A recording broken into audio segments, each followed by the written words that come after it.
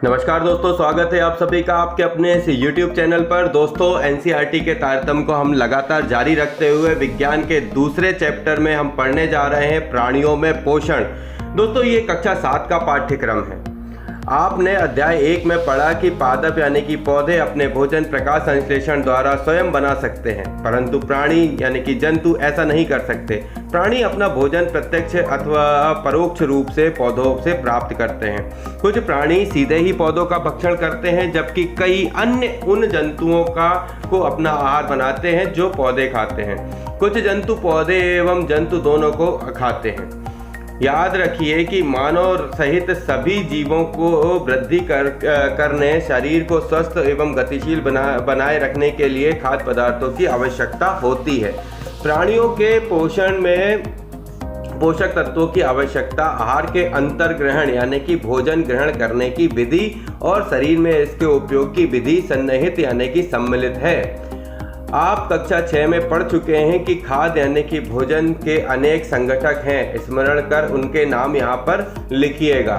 तो कौन कौन से संगठक थे भोजन के, उनको याद करिए। जैसे थे अपने को कार्बोहाइड्रेट, प्रोटीन, वसा, ये सब चीज़ें क्या थे। कार्बोहाइड्रेट जैसे कुछ संगठक जटिल पदार्थ हैं जो अपन ने जिनको पढ़ा था।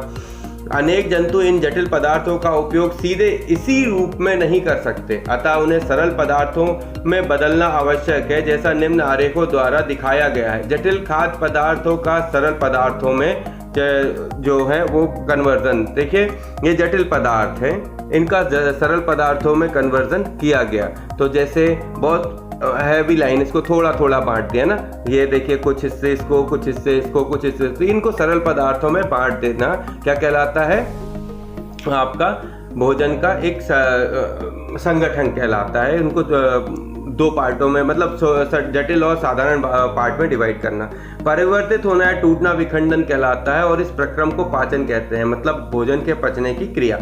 खाद्य अंतर्ग्रहण की विभिन्न विधियां। भोजन के अंतर्ग्रहण की विधि विभिन्न जीवों में भिन्न भिन्न होती है। मधुमक्खी एवं मरमर पक्षी यानी हमिंग बर्ड पौधों का मकरंद चूसते हैं। मानव एवं कुछ अन्य जंतुओं में शिशु माँ का दूध पीते हैं। अजगर जैसे सर्प वंश के प्राणी अपने शिकार को समूचा ही निगल जाते हैं। कुछ जलीय प्राणी अपने आसपास पानी में तैरते हुए खाद्य कणों को छानकर उनका भक्षण करते हैं। क्रियाकलाप 2.1 सारणी 2.1 में दिए गए जंतुओं के भोजन के प्रकार एवं पोषण प्राप्त करने की विधि कौन सी है, अपने अंतर्ग्रहण की विधि देखते हैं। जंतु का नाम, आहार का प्रकार और आहार की विधि। घोंगा ये जंतु का नाम है और इसमें आहार का प्रकार क्या है और इसकी आहार की विधि। चींटी, चील, मरमर पक्षी है ना, जू, इन सभी के क्या है आहार की विधि। छीलना, चबाना, काटना, पकड़ना तथा निगलना, साइफनी, स्पंजी, चूसक इत्यादि, ये विधि बताई कैसे इनमें आहार की विधि है। तो घोंगा कैसे खाता है, चींटी कट करती है, चील कैसे खाती है, इन सभी के बारे में एक छोटा सा वर्क है, उसे आप करिएगा। आइए अद्भुत सत्य सुनाता हूँ। स्टार फिश यानी तारा मछली कैल्शियम कार्बोनेट के कठोर कवच वाले जंतुओं का आहार करती है। कवच खोलने के बाद यह अपने मुंह से अपना अमाशय बाहर निकालती है तथा जंतु के कोमल भाग को खाती है। अमाशय वापस शरीर में चला जाता है तथा आहार धीरे धीरे पचता है। बताइए कितनी बढ़िया बात बताई। भोजन विभिन्न भागों से गुजरता है, उसके विभिन्न घटकों का पाचन भी क्रमिक रूप से होता जाता है। अमाशय की आंतरिक भित्ति, क्षुद्रांश तथा आहार नाल से संबद्ध विधियां विभिन्न ग्रंथियां जैसे कि लार ग्रंथि, यकृत और अग्नाशय पाचक रस स्रावित करते हैं। तो पाचक रस कौन कौन स्रावित करते हैं, लाला ग्रंथि, यकृत और अग्नाशय। पाचक रस जटिल पदार्थों को उनके सरल रूप में बदल देता है। आहार नाल एवं संबद्ध ग्रंथियां मिलकर पाचन तंत्र का निर्माण करते हैं। आहार नाल जिसमें हम खाना खाते हैं, तो वो खाना जो है आहार नाल के माध्यम से पेट तक पहुंचता है, और संबद्ध ग्रंथियां मिलकर पाचन तंत्र का निर्माण करते हैं। संबद्ध ग्रंथियां कौन कौन सी, अमाशय, अग्नाशय, यकृत, ये सभी क्या है, संबद्ध ग्रंथियां हैं। इन सभी का काम क्या है, भोजन को पचाने में मदद करना या कि पाचन तंत्र को बनाना। पाचन तंत्र क्या है, पाचन तंत्र इन सभी चीजों से मिलकर बनने वाला एक क्रम है जिसका उद्देश्य क्या है कि भोजन को पूर्ण रूप से पकाते मतलब अंदर पचाना और पचाने के पश्चात उससे जो जरूरी पोषक तत्व हैं उनको ग्रहण करना। इसी से हमारे शरीर में रक्त का बनना और बहुत सारी चीज़ें होती हैं। हम आगे भी देखेंगे रक्त किस तरीके से बनता है या विभिन्न प्रकार के हमारे शरीर के जो ऊतक हैं, वसा, प्रोटीन्स जो हैं, उन सभी का कैसे यूज़ करते हैं एक्सेट्रा। देखिए यहाँ पर एक मानव शरीर को दिखाया गया है जिसमें उसके आहार जिसके पाचन तंत्र को पूर्ण रूप से समझाया गया है। इसको थोड़ा अच्छे से समझिएगा, ये आपके काम आएगा। देखिए सबसे पहले हम भोजन करते हैं तो भोजन कहाँ जाता है? सबसे पहले मुंह गुहिका में जाता है, हम खाते हैं। खाने के पश्चात हमें यहाँ पे उसमें खाते समय हमें उसमें क्या लगती है? लार की आवश्यकता लगती है, तो हम उसे यहीं पर ही चबाते समय उसमें क्या है? लार मिक्स कर देते हैं। मिक्स करने के बाद आहार नाल यानी कि ग्रसिका, देखिए यहाँ से हम खाना खाते हैं और खाना खाने के बाद क्या है वो नीचे की तरफ आता है, ये ग्रसिका के माध्यम से आता है, यानी कि आहार नाल के माध्यम से नीचे आता है। नीचे आने के बाद सबसे पहले फिर वो अमाशय कहाँ पहुँचता है? अमाशय में। अमाशय में आने के बाद वो खाने का क्या होता है? पूरा जो इकट्ठा किया जाता है। अमाशय, अग्नाशय, फिर उसके बाद अग्नाशय में जाता है। अमाशय के बाद कहाँ जाता है? अग्नाशय में। अग्नाशय के बाद यकृत, यकृत में जाएगा। यकृत जो है ये इधर की तरफ लगा हुआ होता है। अग्नाशय, अग्नाशय, यकृत, फिर उसके बाद यहाँ पित्ताशय से पित्त उसके साथ मिल जाते हैं और जो खाना है वो क्या हो जाता है? वह मतलब लसलसा हो जाता है और उसमें उसको मतलब जो है पूर्ण रूप से उसको मिक्स कर दिया जाता है। इसके बाद फिर वो क्षुद्रांश से होता क्षुद्रांश बड़ी आंत में जाता है, उसके बाद छोटी आंत में, मतलब पहले छोटी आंत में जाता है फिर बड़ी आंत में जाता है। तो इसके अलावा ये जो चीज़ें देखें, अग्नाशय के बाद यहाँ पर ये जो हिस्सा है इसको अग्नाशय बोलते हैं। फिर अगर नीचे की तरफ ये क्षुद्रांश क्षुद्रांश है। क्षुद्रांश के बाद बृहदांत, ये देखिए बड़ी आंत को क्या बोलते हैं? बृहदांत। फिर ये मलाशय और ये गुदाद्वार, ठीक है। और ये इधर पे ये छोटी आंत है ना, इनको छोटी आंत बोलते हैं। तो अमाशय, अग्नाशय, यकृत, बड़ी आंत, छोटी आंत, इस तरह छोटी आंत, बड़ी आंत, इन सभी से होता हुआ भोजन क्या है? अपने सिस्टम में आगे की तरफ बढ़ता है। आगे बढ़ते हैं मानव के पाचन।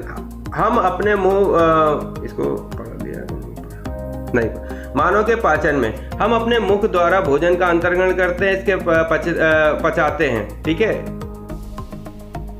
पचाते हैं तथा फिर इसका उपयोग करते हैं। आहार का पचा हुआ भाग मल के रूप में निष्कासित किया जाता है। क्यों? क्या आपने कभी यह जानने का प्रयास किया कि शरीर के अंदर भोजन का क्या होता है? भोजन एक सतत नली से गुजरता है जो मुंह गुहिका से प्रारंभ होकर गुदा तक जाती है। इस नली को विभिन्न भागों में बांटा जा सकता है। मुंह गुहिका, ग्रास नली यानी कि ग्रसिका, फिर अमाशय, क्षुद्रांश यानी छोटी आंत, फिर बड़ी आंत जो मलाशय से जुड़ी होती है, तथा मलदार अथवा गुदा।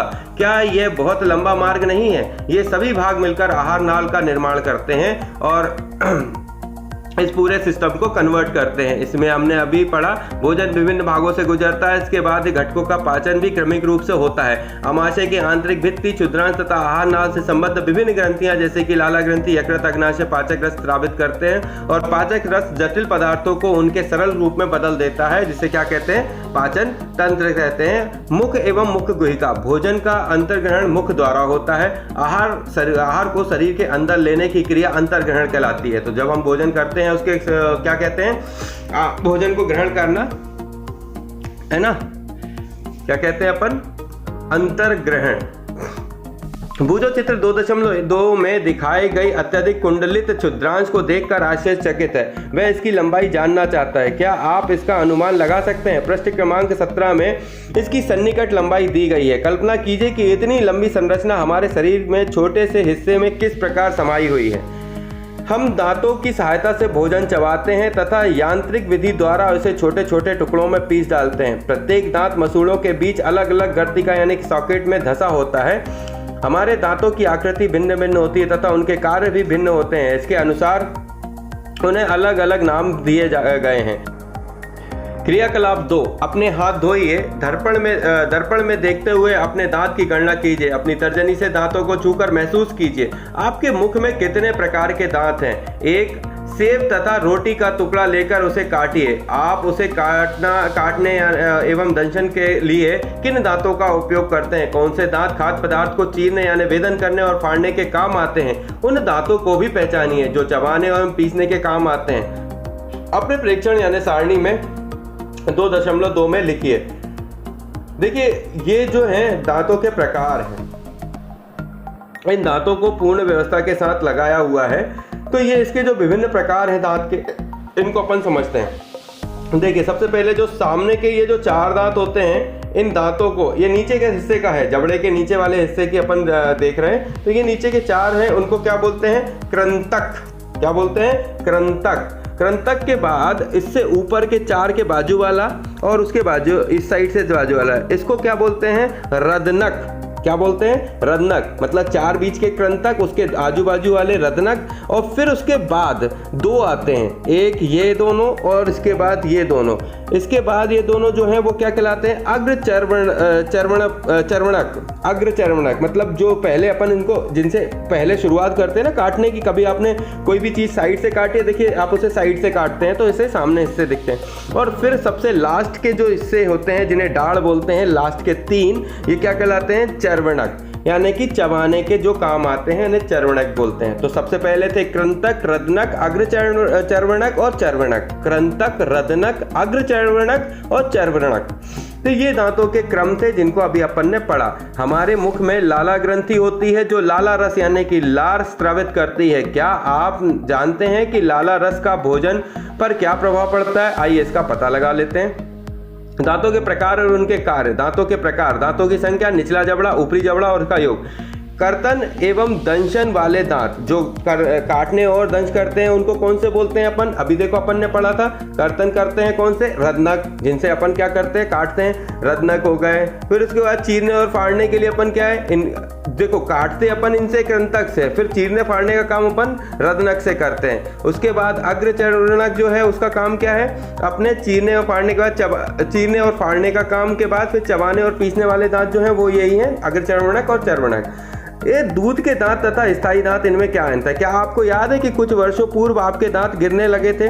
हमारे दांतों का प्रथम सेट शैशव काल में निकलता है तथा लगभग 8 वर्ष की आयु तक ये सभी दांत गिर जाते हैं। इन्हें दूध के दांत कहते हैं। इन दांतों के स्थान पर दूसरे दांत निकलते हैं जिन्हें स्थायी दांत कहते हैं। सामान्य स्वस्थ व्यक्ति के स्थायी दांत पूरे जीवन भर बने रहते हैं, तथापि वृद्धावस्था में ये प्रायः गिरने लगते हैं।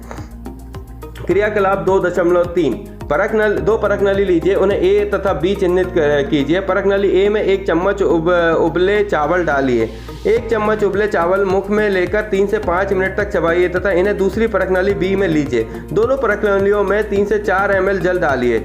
अब दोनों परख नलियों में आयोडीन विलयन की 2-3 बूंदें डालिए तथा उनका परीक्षण कीजिए। आप परख नली ए तथा बी में क्या अंतर देखते हैं? परख नली के रंग में परिवर्तन क्यों आता है? परिणामों की चर्चा अपने मित्रों के एवं अध्यापक से कीजिए। लाला रस चर्वणक में मंड को शर्करा में बदल देता है। क्या करता है? लाला रस जो है, लार जो है वो चावल के मंड को किस में कन्वर्ट कर देता है? शर्करा में बदल देता है। और जीभ एक मांसल प्रेषीय अंग है जो पीछे की ओर मुख गुहिका के अधर तल से जुड़ी होती है। इसका अग्र भाग स्वतंत्र होता है और किसी भी दिशा में मुड़ सकता है। क्या आपको जीभ के कार्य ज्ञात हैं? हम बोलने के लिए भी जीभ का उपयोग करते हैं। इसके अतिरिक्त भोजन में लार के लिए भी लार को मिलाने का कार्य करते हैं। इस तरह निगलने के लिए भी सहायता करती है। जीभ द्वारा ही हमें स्वाद का पता चलता है। जीभ पर स्वाद कलिकाएं होती हैं जिनकी सहायता से हमें विभिन्न प्रकार के स्वाद का पता चलता है। क्रियाकलाप 2.4 द्वारा हम स्वाद कलिकाओं की स्थिति को पता लगा सकते हैं। तो उससे पहले अपन देखते हैं जीभ के बारे में। देखो जीभ जो है उसका स्वाद के विभिन्न क्षेत्र होते हैं। ये हिस्सा है अलग क्षेत्र, ये हिस्सा है अलग क्षेत्र, ये हिस्सा अलग क्षेत्र। कभी अगर आपको इस चीज़ को एक्सपेरिमेंट करना हो तो देखिए आप अपने जीभ के हिस्सों को पर्टिकुलर कुछ हिस्से मतलब जो हैं इन हिस्सों पर कुछ आइटम जैसे नमक का टेस्ट करके देखिए, कभी नींबू का टेस्ट करके देखिए, तो इसमें आपको पता चलेगा कि किस हिस्से से आपको एक्चुअल में टेस्ट पता चलता है। इसके अलावा एक चीज़ और छूटी थी, मिठाइयाँ और दंत क्षय।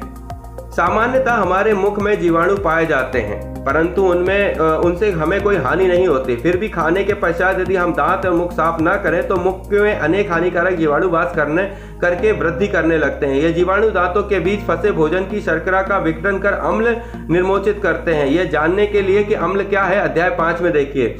ये अम्ल धीरे धीरे दांत को क्षति पहुंचाते हैं, इसे दंत क्षय कहते हैं। यदि समय रहते इनका उपचार ना किया जाए तो दांत में असह्य पीड़ा होने लगती है तथा चरम अवस्था में टूटकर गिर जाते हैं। चॉकलेट, ठंडे पेय तथा चीनी युक्त मिठाइयाँ व अन्य पदार्थ दंत क्षय के लिए मुख्य रूप से उत्तरदायी हैं। इसीलिए आपको बार बार समझाया जाता है कि भैया ठंडा नहीं खाना, चॉकलेट मत खाना, चीनी युक्त मिठाइयाँ ज़्यादा मत खाना, मीठा मत खाना ज़्यादा। और इसके अलावा दंत क्षय की क्रमिक अवस्थाएं कुछ इस प्रकार हैं। सबसे पहले क्या होता है, कुछ बीच में कट वगैरह दिखता है, उसके में कुछ ब्लैकनेस दिखती है, फिर थोड़ा सा उसके एरिया क्या है वो बढ़ने लगता है, फिर धीरे धीरे वो बड़ा दिखने लगता है। तो उसका मेन कारण क्या है, धीरे धीरे वो जो कीटाणु हैं वो बढ़ने लगते हैं और फिर कैविटी जनरेट होती है। अतः प्रत्येक व्यक्ति को प्रतिदिन कम से कम 2 बार ब्रश करना तथा दातुनी करना चाहिए तथा कुछ भी खाने के तुरंत बाद कुल्ला करना चाहिए। मुख के अंदर गंदी उंगलियां अथवा बिना धुली वस्तु नहीं डालनी चाहिए। आइए अब चलते हैं क्रियाकलाप 2.4। निम्न पदार्थों के अलग अलग विलयन तैयार कीजिए। चीनी का विलयन, नमक का विलयन, नींबू का रस, नीम की पत्ती अथवा करेले का रस। अपने किसी मित्र की आंखों पर पट्टी बांधकर उन्हें अपनी जीभ बाहर निकालकर सीधी रखने को कहिए।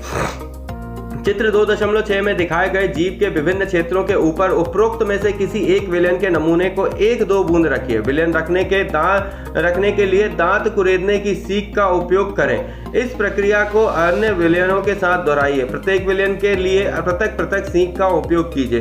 अपने मित्र से पूछिए कि जीभ के किस क्षेत्र से उसे मीठा, नमकीन, खट्टा, कड़वे का स्वाद अनुभव हुआ।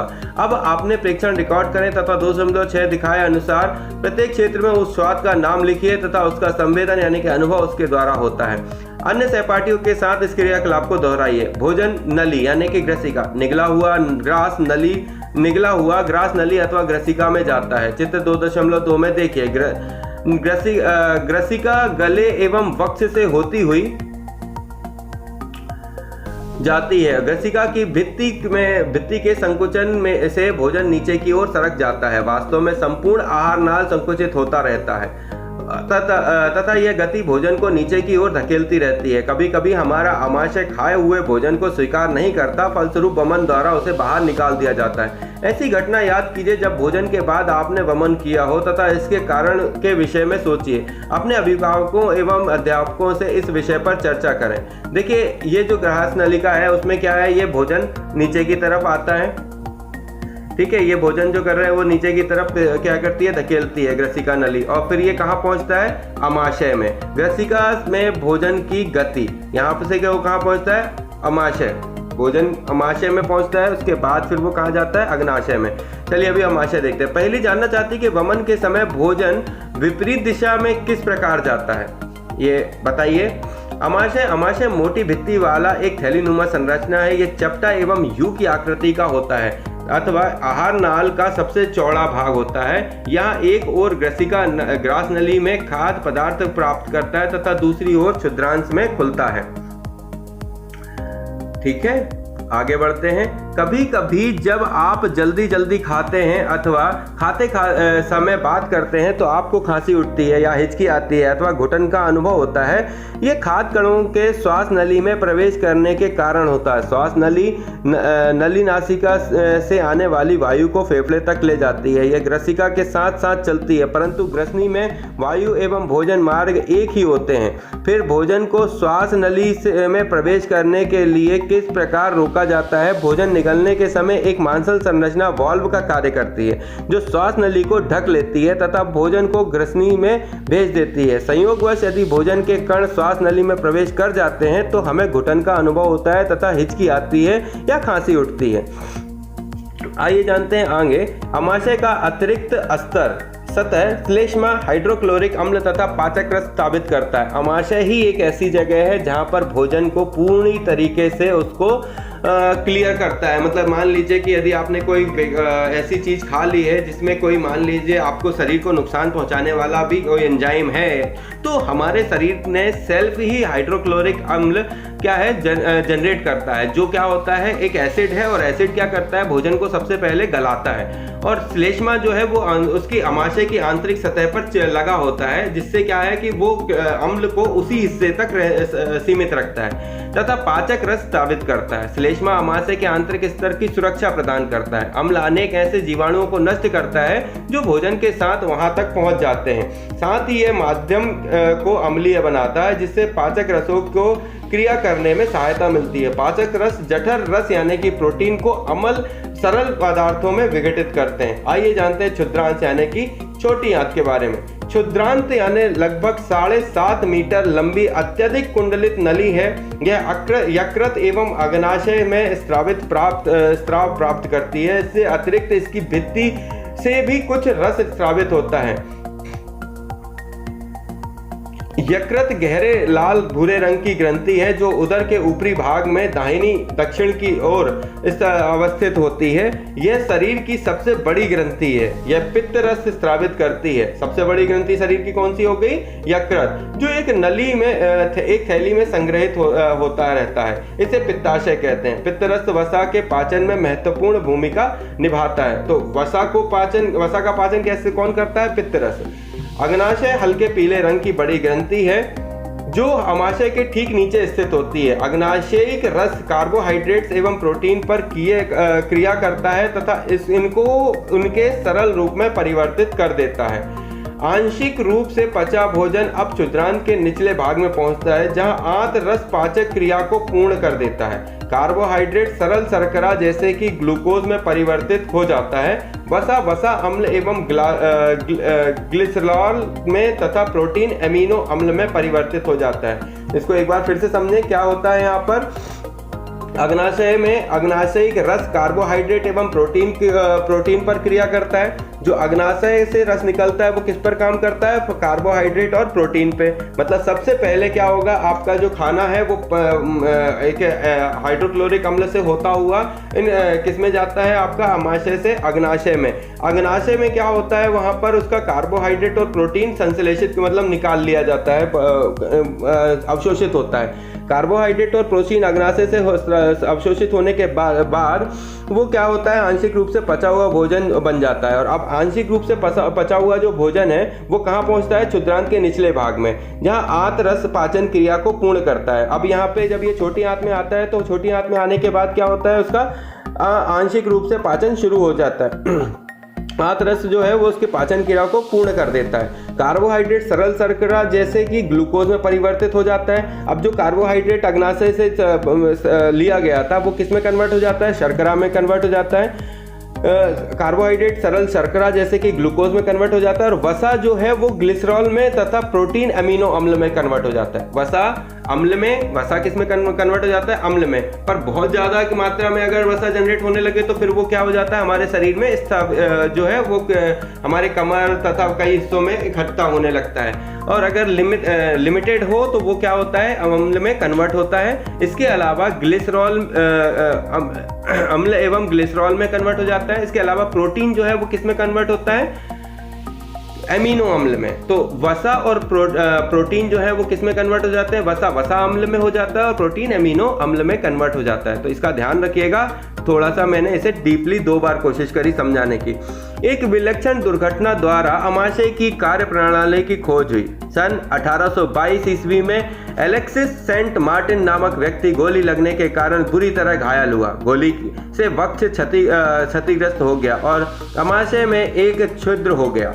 उसे विलियम ब्यूमांट नामक अमेरिकी सैनिक चिकित्सक के पास ले गया। चिकित्सक ने उसकी जान तो बचा ली परंतु वह आमाशय का छिद्र भली भांति बंद ना कर सका तथा उसने छिद्र को पट्टी से ढक दिया। ब्यूमांट को छिद्र में से आमाशय के अंदर झांकने का दुर्लभ अवसर प्राप्त हुआ और उसने कुछ रोचक परीक्षण किए। ब्यूमांट ने देखा कि आमाशय भोजन का मंथन कर रहा है। इसकी भित्ति से तरल स्रावित हो रहा था जो भोजन को पचा सकता था। उसने यह भी देखा कि आमाशय क्षुद्रांत में तभी खुलता है जब आमाशय में भोजन का पाचन पूरा हो जाता है। मतलब एक सिस्टम को अगर देखें तो हमारे बॉडी का एक सिस्टम इतना शानदार है कि एक लेवल कंप्लीट होने के बाद ही लेवल अगला खुलता है और उस लेवल पर काम होना शुरू होता है। आगे आते हैं क्षुद्रांत में अवशोषण। पचा हुआ भोजन अवशोषित होकर क्षुद्रांत की भित्ति में स्थित रुधिर वाहिकाओं में चला जाता है और इस प्रक्रम को अवशोषण कहते हैं। क्षुद्रांत की आंतरिक भित्ति पर अंगुली के समान उभरी हुई संरचना होती है जिन्हें दीर्घरोम अथवा रंसांकुर कहते हैं। क्या आप अनुमान लगा सकते हैं कि दीर्घरोम की आंत में क्या भूमिका है? दीर्घ रोम पचे हुए भोजन के अवशोषण हेतु तल क्षेत्र बढ़ा देते हैं। प्रत्येक रोम छिद्र में सूक्ष्म रुधिर वाहिकाएं का जाल फैला रहता है। दीर्घ रोम की सतह से पचे हुए भोजन का अवशोषण होता है तथा यह रुधिर वाहिकाओं में चला जाता है। अवशोषित पदार्थों का स्थानांतरित रुधिर वाहिकाओं के द्वारा शरीर के विभिन्न भागों तक होता है, जहां उनका उपयोग जटिल पदार्थों को बनाने में किया जाता है। इस प्रक्रम को स्वांगीकरण कहते हैं। कोशिकाओं में उपस्थित ग्लूकोज का विघटन ऑक्सीजन की सहायता से कार्बन डाइऑक्साइड एवं जल में हो जाता है और ऊर्जा मुक्त होती है। भोजन का वह भाग जिसका पाचन नहीं हो पाता अथवा अवशोषण नहीं होता, बृहदांत में भेज दिया जाता है। बृहदांत क्षुद्रांत की अपेक्षा चौड़ी एवं छोटी होती है। यह लगभग 1.5 मीटर लंबी होती है और इसका मुख्य कार्य जल एवं कुछ लवणों का अवशोषण करना है। बचा हुआ तथा अपचित पदार्थ मलाशय में चला जाता है तथा अर्ध ठोस मल के रूप में रहता है। समय समय पर गुदा द्वारा यह मल बाहर निकाल दिया जाता है। इसे निष्कासन कहते हैं। घास खाने वाले जंतुओं में पाचन।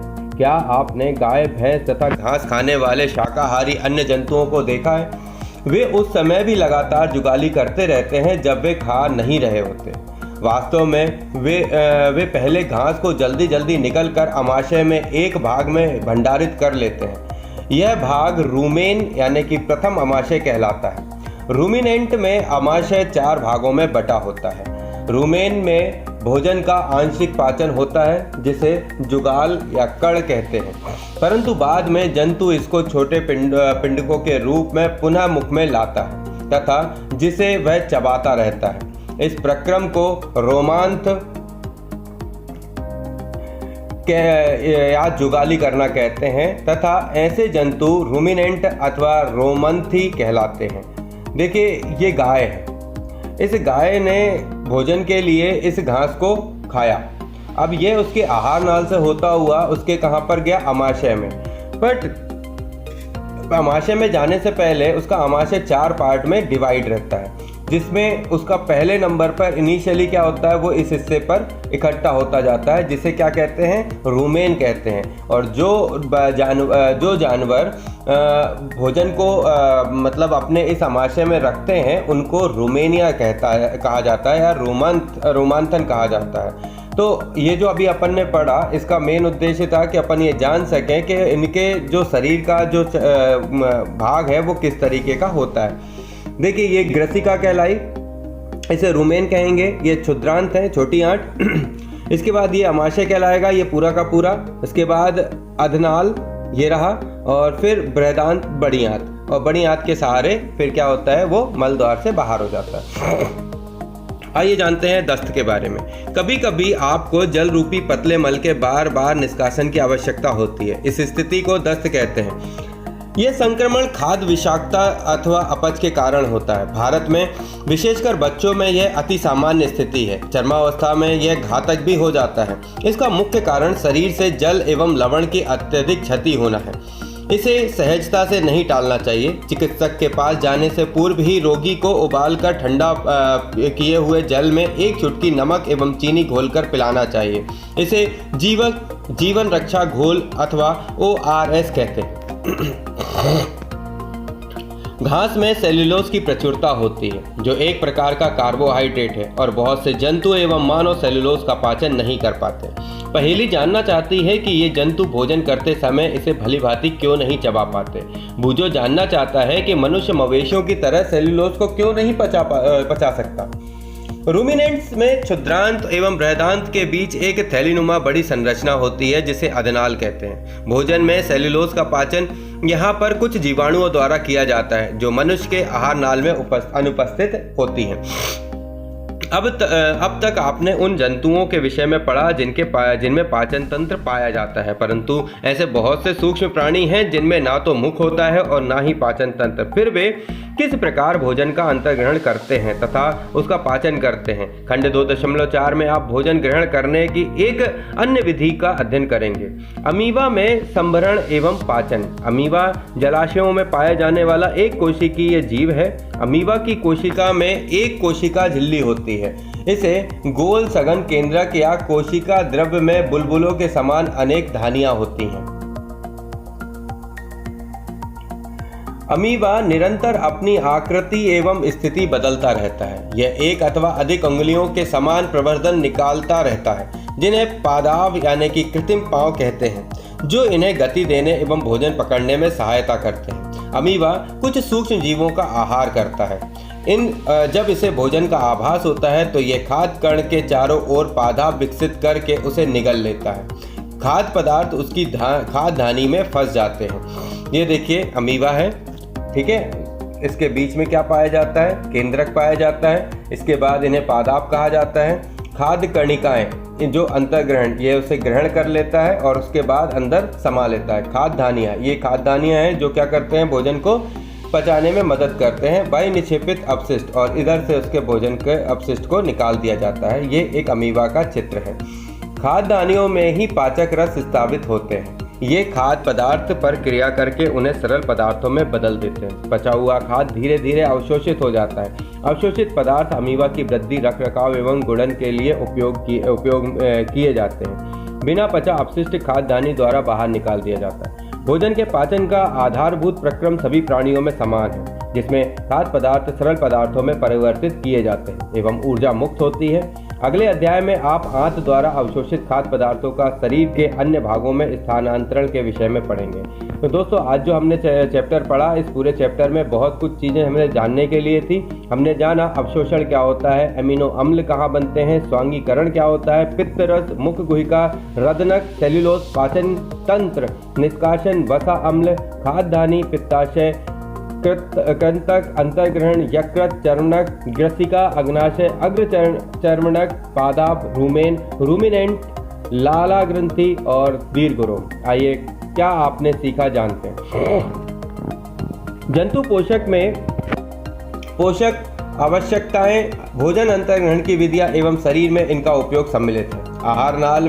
आहार नाल तथा स्रावी ग्रंथियां संयुक्त रूप से मानव के पाचन तंत्र का निर्माण करती हैं। इनमें मुख गुहिका, ग्रसिका, आमाशय, क्षुद्रांत, बृहदांत जो मलाशय में समाप्त होता है तथा गुदा सम्मिलित है। पाचक रस स्रावित करने वाली मुख्य ग्रंथियां हैं लाला ग्रंथि, यकृत, अग्नाशय। आमाशय की भित्ति, क्षुद्रांत की भित्ति भी पाचक रस स्रावित करती है, यानी कि आमाशय की भित्तियां, आमाशय और क्षुद्रांत की भित्ति और आमाशय और छोटी आंत भी पाचक रस स्रावित करती है, अग्नाशय के अलावा। विभिन्न जीवों में भोजन ग्रहण करने की विविध विधियां होती हैं, विधियां भी भिन्न होती हैं। पोषक एक जटिल प्रक्रम है जिसमें अंतर्ग्रहण, पाचन, अवशोषण, स्वांगीकरण और निष्कासन शामिल है। कौन कौन से? अंतर्ग्रहण, पाचन, अवशोषण, स्वांगीकरण और निष्कासन। अंतर्ग्रहण, पाचन, अवशोषण, स्वांगीकरण और निष्कासन। मंड, जैसे कार्बोहाइड्रेट का पाचन मुख में ही प्रारंभ हो जाता है, यानी कि एक ये क्वेश्चन MPPSC के इसी साल आया था। कौन सा क्वेश्चन था वह? जिसमें एक क्वेश्चन पूछा गया था कि भोजन का वह कौन सा भाग मुख से ही प्रारंभ हो जाता है। तो ये क्वेश्चन इसमें साफ साफ देखिए यहाँ पर लिखा हुआ है। और अभी जो MPPSC 2019 का ये क्वेश्चन 1 नंबर का, 2 नंबर का ये क्वेश्चन बहुत से लोगों से ये मिस्टेक हुआ। देखिए कितने साफ भाषा में यहाँ पे लिखा हुआ है, मंड जैसे कार्बोहाइड्रेट का पाचन मुख से ही प्रारंभ हो जाता है। तो हमारे लिए बहुत ज़रूरी है NCERT पढ़ना। इन्हीं से ही हमारे को पता चलेगा कि हमें एक्चुअल में क्या प्राप्त होता है। प्रोटीन का पाचन अमाशय से प्रारंभ होता है। अब मतलब प्रोटीन जो है वो कहाँ से पचना शुरू होता है? अमाशय से। यकृत द्वारा स्रावित पित्त, अग्नाशय से अग्नाशिका स्त्रव एवं क्षुद्रांत भित्ति द्वारा स्रावित पाचक रस की क्रिया से भोजन के सभी घटकों का पाचन क्षुद्रांत में पूरा हो जाता है। यानी कि सबसे पहले क्या होता है? मंड जैसे कार्बोहाइड्रेट का पाचन मुख से हो गया, प्रोटीन का पाचन अमाशय से शुरू हो गया, यकृत द्वारा स्रावित पित्त मतलब यकृत से पित्त और अग्नाशय से अग्नाशयिका स्राव और क्षुद्रांत भित्ति द्वारा स्रावित पाचक रस की क्रिया में भोजन सभी घटकों का पाचन क्षुद्रांत में पूरा हो जाता है। जल एवं कुछ लवण बृहदांत में अवशोषित होते हैं। मतलब जो बड़ी आंत है वहाँ पर जल एवं कुछ लवण क्या हो जाते हैं? अवशोषित हो जाते हैं। और अवशोषित पदार्थ शरीर के विभिन्न भागों में को स्थानांतरित कर दिए जाते हैं। बिना बचे अपशिष्ट पदार्थ अवशोषण नहीं होता, मल के रूप में गुदा द्वारा शरीर के बाहर निकाल दिया जाता है। गाय, भैंस एवं हिरण जैसे घास खाने वाले जंतु रोमंथी यानी रूमिनेंट कहलाते हैं। वे पत्तियों का अंतर्ग्रहण तीव्रता से करके उन्हें निगल लेते हैं तथा रूमेन में भंडारित कर लेते हैं। कुछ अंतराल बाद भोजन पुनः मुख में आ जाता है और पशु धीरे धीरे जुगाली कर उसे चबाते हैं। अमीबा में भोजन का अंतर्ग्रहण पादाप की सहायता से होता है तथा इसका पाचन खाद्य धानी में होता है। अब इसके बाद हम जानते हैं इनके बहुत सारे क्वेश्चन आंसर के बारे में जो आपको करने हैं, लगातार पढ़ते रहिए। क्या आप जानते हैं किसी बकरी के दूध में मिलने वाला वसा की संरचना गाय के दूध की वसा की अपेक्षा सरल होती है, अतः बकरी के दूध का पाचन गाय के दूध की अपेक्षा आसान होता है। मतलब जब लोग बकरी का जो दूध है वो इसीलिए कहा जाता है कि अच्छा होता है, पौष्टिक होता है। मानव तंत्र के कुछ भाग, उनके नाम आप जानते हैं, उनके बारे में आप जानकारी बहुत तीव्रता से लीजिए। ये बहुत ही विशेष चैप्टर है। इस चैप्टर के बारे में आप सभी लोगों को बहुत अच्छे से सीखना है, समझना है, आगे बढ़ना है। हमने जो पढ़ा उसको बार बार आप देखते रहिए, मिलाते रहिए और अच्छे चैप्टर, अच्छी जानकारियाँ और भी NCERT के इस तारतम्य में हम लगातार लाते रहेंगे। हमारी कोशिश है आप तक बहुत ही अच्छे तरीके से अच्छी बातों को पहुँचाना। इनका एक शुरुआती चैप्टर है जिसके बारे में अभी हम ये आपके सामने लेकर आए। ऐसी ही चीजें और भी लगातार चलती रहेंगी। इनसे जुड़े हुए अन्य चैप्टरों को भी तीव्रता से लेकर आया जाएगा।